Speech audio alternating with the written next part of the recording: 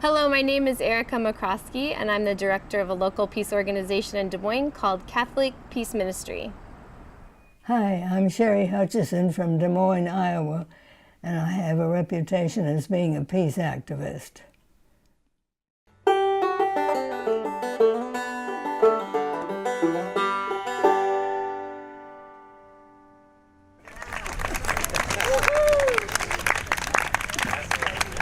Hello, everyone. Welcome today to our observance for Hiroshima and Nagasaki. Can you all hear me fine? Here, with the microphone.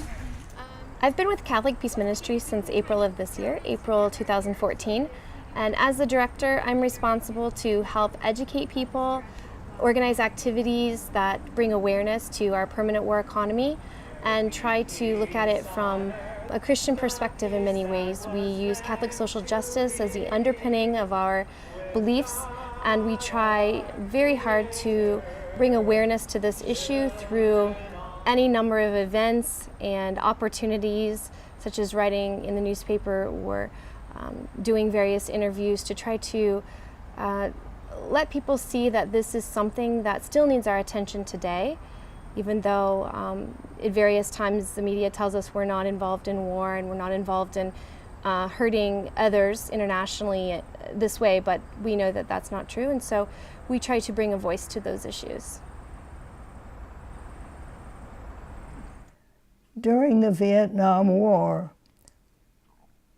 I got turned on to being a peace activist. I joined the Women's International League for Peace and Freedom local group here in Des Moines, and I've been an active member of it ever since. Some people, when the Vietnam War was over, thought, oh, well, we can forget about that. We can do something else now. But I just kept on.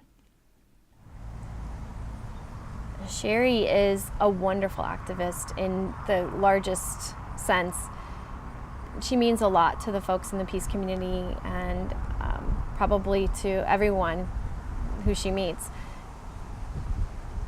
In waiting for an opportunity to talk to her about this, you'll be waiting a while, because she's just so humble and so willing to answer your question, but it's a way of life for her, and I think that's what I hope to teach others, is for peace work to be a way of life.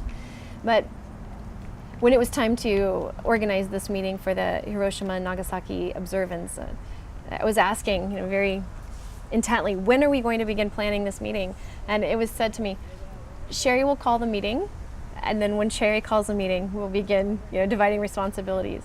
And sure enough, it was Sherry and a number of other wonderfully dedicated but older people, and then a few younger ones as well, who came together to plan the event. But she has been at the forefront of this particular event, as well as others, for a number of years. And from what I understand, she's been the person calling this meeting for over 40 years now. And this event is one of the longest running observances for Hiroshima and Nagasaki in America, to our understanding. As we consider this observance and what it means, not just to commemorate the past, but to also think about what it is that we can do right now in the present.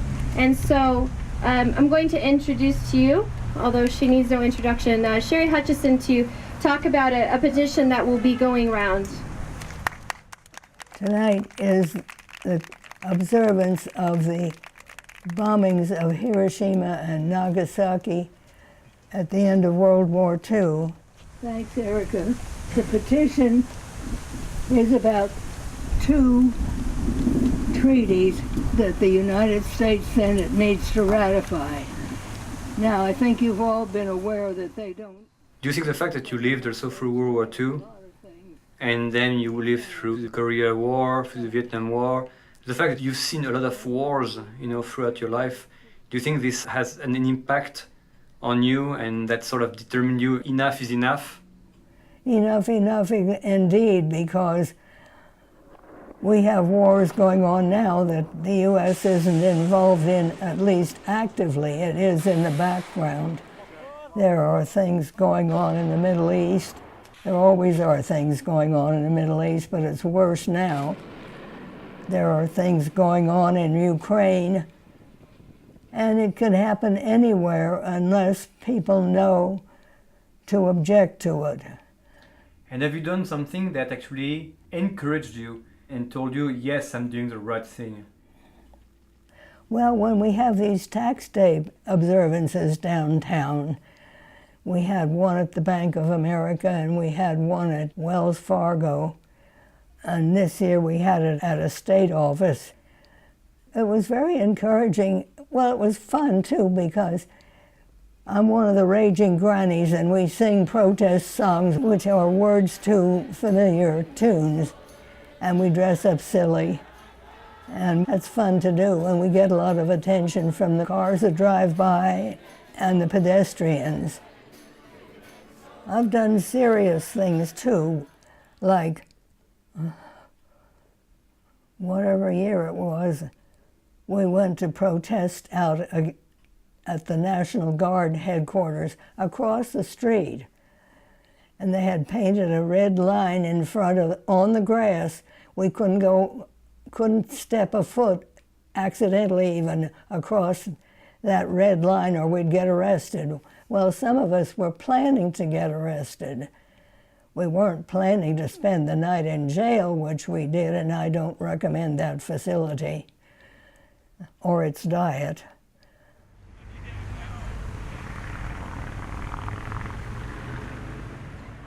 I've always been interested in peace and justice issues for as long as I can remember, since I was a young child. I was writing about it in my school journal. I was thinking about environmental issues. In fact, I've studied it in a formal setting, and then I've also made an attempt to apply it. I think that that's very, very important. It's one thing to educate ourselves about what we need to do. It's another thing to do it. And a decade ago, I returned from 2 years of living abroad as a volunteer. And I saw a lot of injustice and poverty, and also a lot of joy where I lived, and this was in South America. And when I came back to Iowa, I thought about what it was I could do to try to positively impact and bring awareness to peace issues here in Iowa. So I began volunteering for American Friends Service Committee. And at that time, I, along with my sister, served on their board for this area of Iowa, and we learned a lot during that time. I felt as though I had a number of mentors that I would work with, not just in that organization, but in the greater Des Moines Peace community. And Sherry was one of those women that I met during that time that I really felt inspired by her life story and her ability to work through any problem and find a solution, and do it with a bit of wit and grace. And she's an extremely humble woman as well. So I was definitely influenced by her and others over a decade ago. So in coming back to Des Moines now, I'm happy to be in this role and humbled by it as well.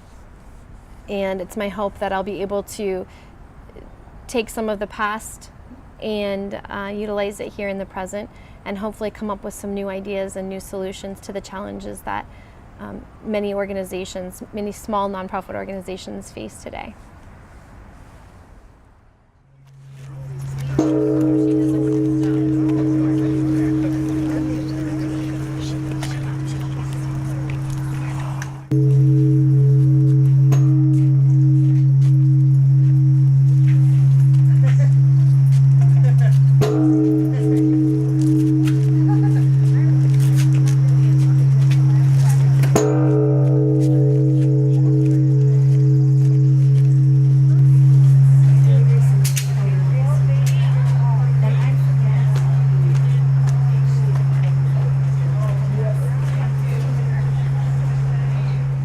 What put you on this path of doing what you do and gave you the strength and the determination to do what you've been doing?